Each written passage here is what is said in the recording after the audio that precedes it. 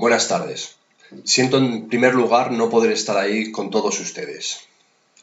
El año pasado comencé una reivindicación acerca de la conservación y puesta en valor del patrimonio. Concretamente me centré en el acueducto de Ciudad Rodrigo.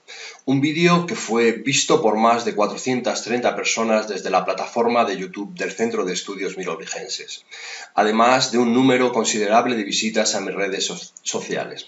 Esa reivindicación fue apoyada y reafirmada mediante un artículo periodístico a cargo de Pepe Casamar. Los resultados no se hicieron esperar y desde Unión del Pueblo Leonés, nuevamente el acueducto de Ciudad Rodrigo volvía a saltar a la palestra, retornando a Cortes para la tramitación como bien de interés cultural.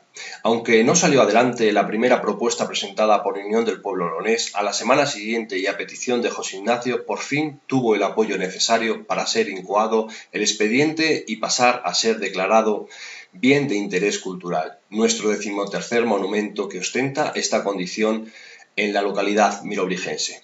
Espero y deseo que lo que voy a reivindicar hoy sea apoyado por todos ustedes y por la prensa, y que no sea gente que nada tiene que ver con nuestra tierra la que lleve adelante esta reivindicación. Sois varios los procuradores mirobrigenses para hacerlo, como en otras ocasiones ya lo habéis hecho y defendido, que seáis vosotros mismos quienes lo volváis a intentar con más ahínco si cabe aún. Voy a hablar de la situación de la necrópolis de Pedro Toro, pero esta podría hacerse extensible a cualquiera de los monumentos megalíticos existentes en tierras de Ciudad Rodrigo. No puede ser que las construcciones monumentales más antiguas que poseemos en nuestra tierra se encuentren desprotegidas, abandonadas o destruidas ante la falta de celo por parte de la administración o de los propietarios. A continuación les muestro una lista de dólmenes y túmulos existentes en la cuenca del Águeda, del Yeltes y Camaces.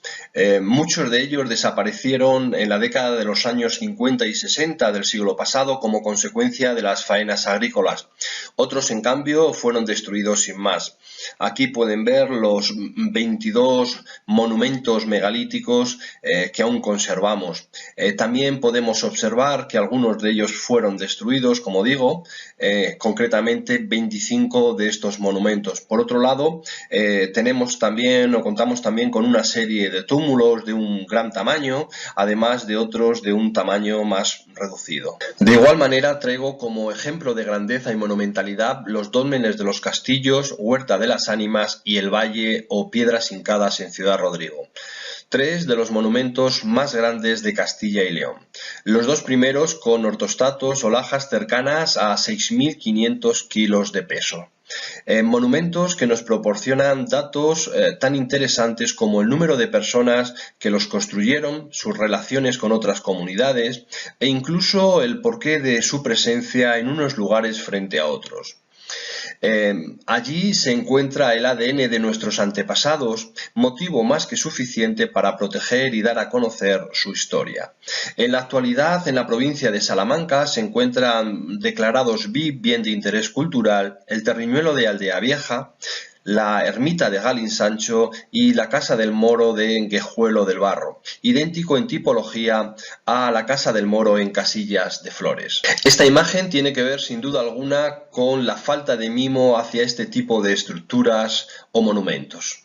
En la parte inferior vemos un túmulo localizado en el año 1999, fue catalogado y en la correspondiente ficha se avisaba del riesgo de destrucción por la presencia de un cortafuego a escasos metros.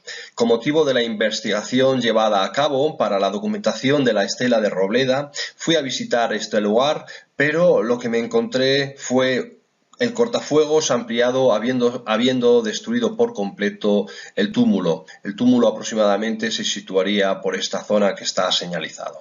La ley es bastante clara al respecto, solo se debe llevar a efecto. Por este mismo motivo, las pinturas rupestres del Bonete del Cura se declararon BIC en el año de 1985. Hay que decir que también en el término municipal de Ciudad Rodrigo existe otro abrigo rupestre con la misma condición. Quiero que se fijen en este caso en el decreto del año de 1984. Estaremos todos de acuerdo que cuando hay un interés se debe de conservar, sea lo que sea. Pero ¿Acaso la historia de nuestros antepasados no importa? ¿O que sean los monumentos más antiguos de la fachada atlántica construidos por el hombre? ¿Sabemos lo que queremos conservar? A continuación podemos ver diferentes proposiciones y propuestas en torno al bonete del cura. El tema que estoy tratando, por lo tanto, no es un tema nuevo y quiero resaltar que José Ignacio Martín Benito en varias ocasiones se ha puesto en cabeza para reivindicar lo que estoy haciendo yo en este momento. Perdón. En el punto 3, la excusa que se dio en su día fue la que existían más de 23.000 yacimientos a proteger y el trabajo que estaba desempeñando la Junta pasaba por conseguir el título de Patrimonio Mundial para Siega Verde. La verdad que una cosa no quita la otra. A pesar de ello, tenemos proposiciones no de ley aprobadas a efecto para la señalización y vía de acceso del bonete del cura desde el año 1997, como podemos ver aquí y a propuesta de Carmen García Rosado. Por otro lado, una vez propuesto, esto ya no es competencia de la Junta de Castilla y León, es competencia de la corporación municipal, en este caso de nuestro ayuntamiento. A partir de este momento, creo que va siendo ya hora de que se cumpla esa proposición aprobada en el año de 1997. Antes de hablar del valor excepcional del bonete del cura y dejar buen sabor de boca, quiero centrarme en los dólmenes de Pedro Toro y Rabida. Les traigo para ello varias fotografías, dos antiguas y una actual concretamente. Las fotografías antiguas pertenecen al dolmen de Pedro Toro, al dolmen de Rabida y la moderna, como no puede ser menos, al dolmen de Rabida II. Los únicos materiales localizados han sido en la cámara del dolmen de Rabida, concretamente en varios fragmentos de cerámica y dos hachas, una de ellas de cobre. El material pasó a la colección de don Serafín Sánchez Tella para ser expuesto al público milobrigense. Quisiera también decirles que todo lo que les voy a transmitir se encuentra descrito en el artículo Pedro Toro, un lugar mágico, inserto en el nuevo volumen del Centro de Estudios Mirobrigenses del año 2021, del presente año. Desde aquí quiero hacer también una crítica constructiva, claro está, hacia la revista. Para que una revista o una publicación permanezca y sea conocida, lo primero que tiene que haber es una crítica interna. Calidad, novedad y divulgación de los temas tratados. Ayudaría mucho que los programas de radio de Ciudad Rodrigo se hicieran eco y destripasen todos los artículos para darlos a conocer. En primer lugar, les voy a hablar de Rabida II, un dolmen hallado por los Leines en el año de 1964, del que dicen que fue excavado sin miras arqueológicas. En la parte de la izquierda podemos observar la planta dibujada por ellos en el momento de su visita y de su descubrimiento. Con los métodos actuales se pueden hacer cosas impensables entonces, como la reconstrucción fotogramétrica que podemos observar en la parte inferior de la diapositiva. También se puede, como no, a través de las nuevas tecnologías, de los drones, pues volar en altura, sacar fotos impensables entonces y reconocer el terreno. Si se dan cuenta ustedes en esta zona de aquí, podemos ver a través de esta fotografía aérea, observar una serie de estructuras ocultas como la presencia de ese anillo, como digo, pericameral que se observa en la imagen. Ambas imágenes se encuentran en el trabajo galardonado con el premio de investigación don Julián Sánchez de este mismo año, al igual que muchas de las imágenes y datos que le estoy mostrando a lo largo de esta comunicación. Creo que esto no se corresponde a nada, ¿o sí? Sí, efectivamente, estoy en lo cierto. Se trata del dolmen de Rábida, el buque insignia de este valle, excavado por César Morán en el año de 1931. Como digo, el abandono de los monumentos nos lleva a ver imágenes que no quisiéramos. ¿Quién es el responsable? ¿El dueño de la finca? ¿La administración que no vela por el patrimonio? Al final, lo que ocurre con suerte es lo que vamos a ver a continuación. La fagocitación por parte de la naturaleza de la obra humana. Con ello perdemos un relato histórico, único para siempre. Y eso en el mejor de los casos. La verdad que la imagen es bella, pero con un monumento que tengamos con estas características nos sobra.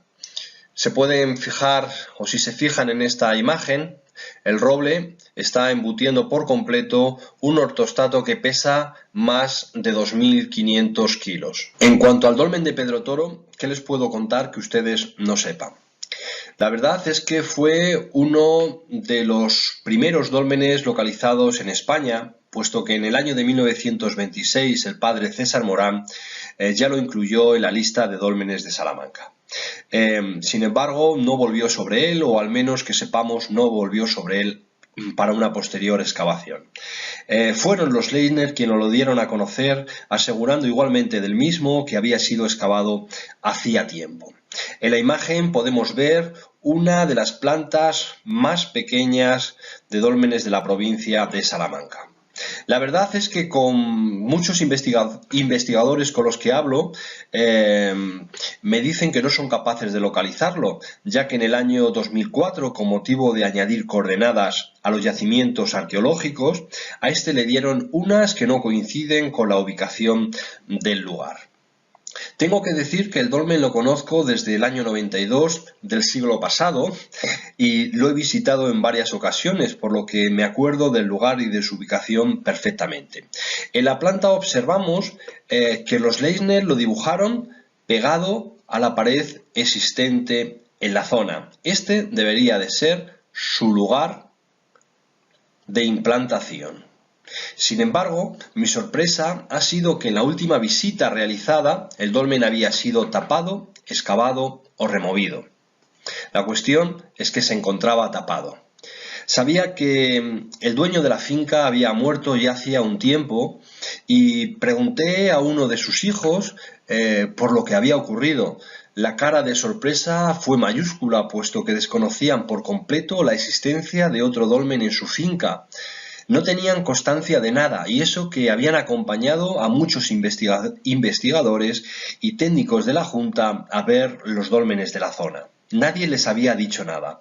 Habían tapado el lugar simplemente porque se encontraba removido y era un peligro para el ganado. El ortostato que podemos ver en la imagen superior coincide con la fotografía de la imagen inferior. Otra vez me vuelvo a preguntar de quién es la responsabilidad. Desde luego, de los dueños, no en este caso. La ventaja, si se puede decir esta palabra, es que conocemos el lugar y se puede reconstruir. A partir de este momento trataré de poner en valor las pinturas esquemáticas del bonete del cura. Pero antes de nada quisiera hacer un pequeño inciso para destacar que deteriorar o atentar contra un yacimiento arqueológico está fuertemente penado por la ley, y si además es bien de interés cultural como el bonete del cura, las penas pueden llegar a multas de 600.000 euros. También quisiera recordar a todas aquellas personas que me paran por la calle o a través de las redes sociales me preguntan si se pueden rociar con agua para verse mejor. La respuesta es que no. Antiguamente sí se hacía, pero se hacía con fines científicos para ver mejor las pinturas y poder plasmarlo mejor en los calcos. Rociar con agua o con cualquier otro elemento líquido lo que hace es agravar el proceso de deterioro. Dicho lo cual, el estado actual es excelente y no se puede comparar con los grafitis que había en la zona a principios de los años 90, donde prácticamente no nos dejaban ver las pinturas. Así debe de seguir y la verdad que la valla que la rodea ha hecho mella en los asaltantes y los delincuentes vándalos que se movían por la zona. Las pinturas fueron dadas a conocer en 1975 y posteriormente estudiadas en 1979 por varios de los investigadores de la Universidad de Salamanca. También fueron publicadas en ese mismo año. La imagen que les muestro a la izquierda ha sido tratada mediante la mejora de color y tonalidad en el ordenador y en ningún momento se ha tocado para nada. Recomiendo que se visiten con días de humedad y lluvia, puesto que se aprecia mucho mejor a simple vista. Tengan cuidado con las rocas porque en esa zona resbalan demasiado. A la derecha se muestra el calco que estos investigadores nos dejaron a finales de la década, como digo, de los años 70. En este abrigo se pueden apreciar perfectamente las características fundamentales de la pintura esquemática salmantina, motivos en ocre y naturalismo en las representaciones de los zoomorfos y el uso de la pintura en blanco. Hay que decir que pocos especialistas han aludido a este panel y cuando lo han hecho se han referido a los símbolos arboriformes presentes en esta zona o como un buen ejemplo de pintura blanca en la provincia de Salamanca. A excepción de Sánchez Barrera, quien señaló en 2005 la presencia de antropomorfos junto con 4 grupos de triángulos. Concretamente estaríamos hablando de estos que se ven por esta zona y por aquí abajo. También el mismo investigador cree ver en estos ramiformes de la zona de esta parte inferior derecha lazos familiares entre ellos. Yo en ese sentido también tengo que decir que le doy la razón.